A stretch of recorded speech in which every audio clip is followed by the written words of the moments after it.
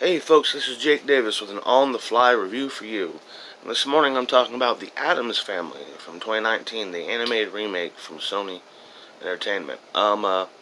This is the third theatrical Addams Family film. If you don't know the history, Addams Family was created by Charles Addams, who appeared in the funny pages, I believe in the 50s, maybe the 40s. Really popular, gothic type of humor. The 50s had a very successful TV show starring John Astin, and then the Barry Sonnenfeld films in the early 90s starring Raul Julia, Angelica Houston, and Christopher Lloyd, which were great. There was also a cartoon show in the early 90s. There was a straight-to-home video film with Tim Curry and Daryl Hannah, and then there was another short-lived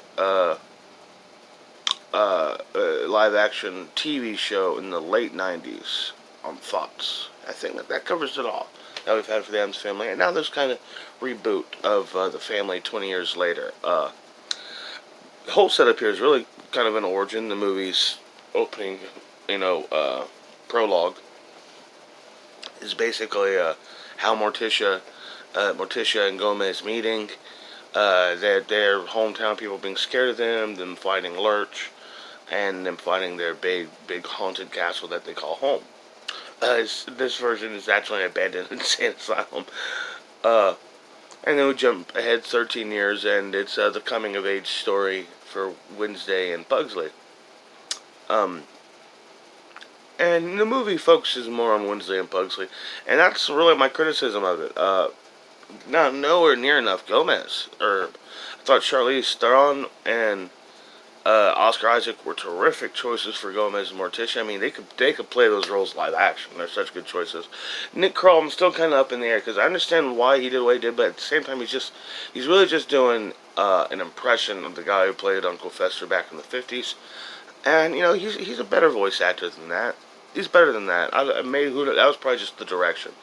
But the thing is, with my personal love for the Addams Family and